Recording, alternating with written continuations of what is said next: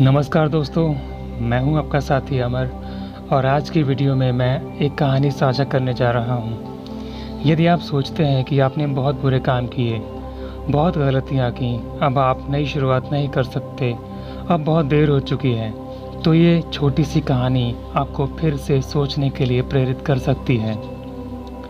एक बार गौतम बुद्ध भिक्षाटन के लिए एक गांव में जाते हैं। उस गांव में उन्हें कोई व्यक्ति नज़र नहीं आता। एक सन्नाटा छाया होता है। बुद्ध एक द्वार पर जाकर आवाज़ लगाते हैं, भिक्षाम देहि। कोई दरवाज़ा नहीं खोलता। बुद्ध दूसरे द्वार पर जाते हैं, आवाज़ लगाते हैं, वहाँ भी कोई बाहर नहीं आता। बुद्ध तीसरे द्वार पर जाते हैं और फिर आवाज़ लगाते हैं, भिक्षाम देहि। इस बार एक व्यक्ति द्वार खोलता है और बुद्ध से जल्दी से अंदर आने को कहता है। बुद्ध के अंदर जाते ही वो व्यक्ति द्वार बंद कर लेता है और बुद्ध से कहता है, बुद्ध मुझे क्षमा करें, पर मैं आपको बाहर नहीं जाने दे सकता। बुद्ध उस व्यक्ति को इतना बेचैन देखकर पूछते हैं, तुम इतने घबराए हुए क्यों हो?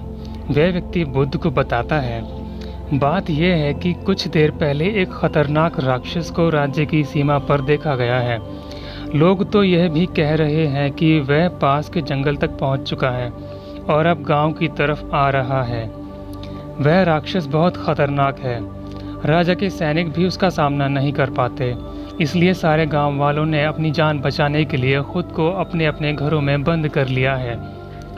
बुद्ध आप भी बाहर न जाएं, बाहर आपकी जान को खतरा है।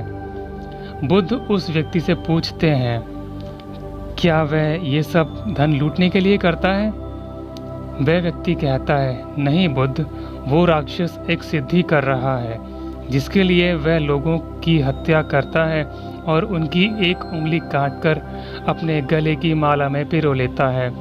उसकी धारणा है कि जब उसकी माला में 100 उंगलियां हो जाएंगी तब वो और ज़्यादा शक्तिशाली हो जाएगा, इसीलिए उसे अंगुली माल भी कहते हैं। बुद्ध कहते हैं, मैं आभारी हूँ कि तुमने मुझे अंगुली माल के बारे में बताया। अब मैं चलता हूँ, मुझे आज्ञा दो। इतना सुन वो व्यक्ति बुद्ध के पैर पकड़ लेता है और बुद्ध से विनती करता है कि आप बाहर न जाएं, वो राक्षस बहुत खतरनाक है। बुद्ध मुस्कुराते हैं और उस व्यक्ति से कहते हैं, डर के कारण तो मैं आज तक कभी नहीं रुका। और गौतम बुद्ध जंगल की ओर चल पड़ते हैं और जंगल के बीचों बीच पहुंच जाते हैं। बुद्ध के पैरों की आहट से अंगुलीमाल सतर्क हो जाता है। बुद्ध अपनी राह पर बढ़ रहे होते हैं। अचानक अंगुलीमाल बुद्ध के सामने आ जाता है। अंगुलीमाल की लाल आंखें, बिखरे लंबे बाल और गले में उंगलियों की माला होती है और हाथ में एक कटार। वो अपनी लाल आंखों से बुद्ध को देखता है। कुछ पलों के लिए बुद्ध अंगुलीमाल को देखते हैं, फिर अपना मार्ग बदलकर आगे बढ़ जाते हैं। अंगुलीमाल को आश्चर्य होता है कि ये पहला मानव है जो मुझे देखकर डरा नहीं। अंगुलीमाल बुद्ध को आवाज़ लगाता है, हे जोगी। बुद्ध नहीं रुकते। वह फिर आवाज़ लगाता है, पर बुद्ध अपने रास्ते पर चलते रहते हैं। अंगुलीमाल को क्रोध आ जाता है। वो दौड़कर बुद्ध के सामने आ जाता है और कुछ हाँफते हुए बुद्ध से कहता है, मैंने कितनी आवाज़ें दी, तू रुकता क्यों नहीं? बुद्ध मुस्कुराते हैं और कहते हैं, मैं तो पहले ही रुक चुका हूँ, तुम ही चले जा रहे हो। अंगुलीमाल बुद्ध से पूछता है, ये क्या बक रहे हो? मैं रुका था, चल तुम रहे थे। बुद्ध कहते हैं, मैंने उन कामों को रोक दिया जिससे किसी को पीड़ा पहुँचे।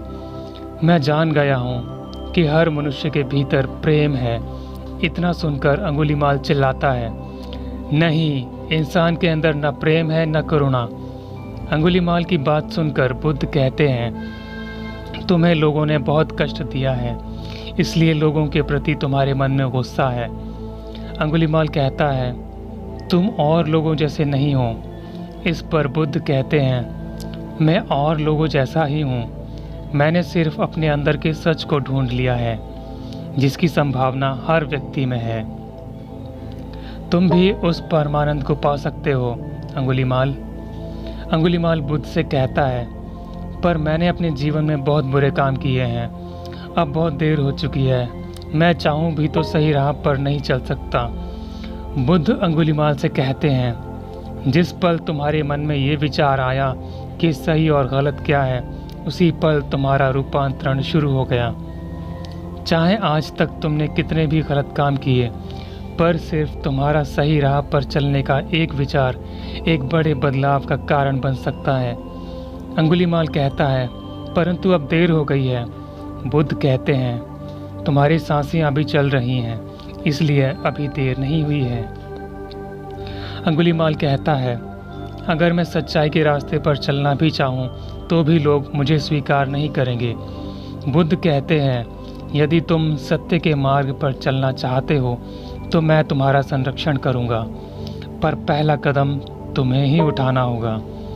अंगुलीमाल अपनी कटार नीचे रख देता है और हाथ जोड़कर रोते हुए बुद्ध से कहता है, बुद्ध, आपने मेरे मन से बहुत बड़ा बोझ उतार दिया। मैं तो यही सोचता रहा कि मैं जीवन में सही रास्ते पर चल ही नहीं सकता, पर आज आपके मार्गदर्शन से मैं जान पाया कि मैं भी सत्य के मार्ग पर चल सकता हूँ। और उस दिन से अंगुलीमाल का जीवन बदल जाता है। लोग सोचते हैं उन्होंने बहुत गलत काम किए, गलत फैसले लिए और 30, 40, 50 साल की उम्र में सोचते हैं कि अब तो अपनी गलतियां सुधार भी नहीं सकते क्योंकि उम्र भी ज़्यादा हो गई है। कुछ लोग ऐसे भी हैं जिन्होंने बचपन में या जवानी में सोचा होगा कि एक दिन मैं भी इस दुनिया के लिए, अपने समाज के लिए कुछ करूँगा, परंतु किसी मजबूरी के कारण वो अपनी महत्वाकांक्षा पूरी नहीं कर पाए। तो उनके लिए इस कहानी में गौतम बुद्ध ने साफ संदेश दिया है,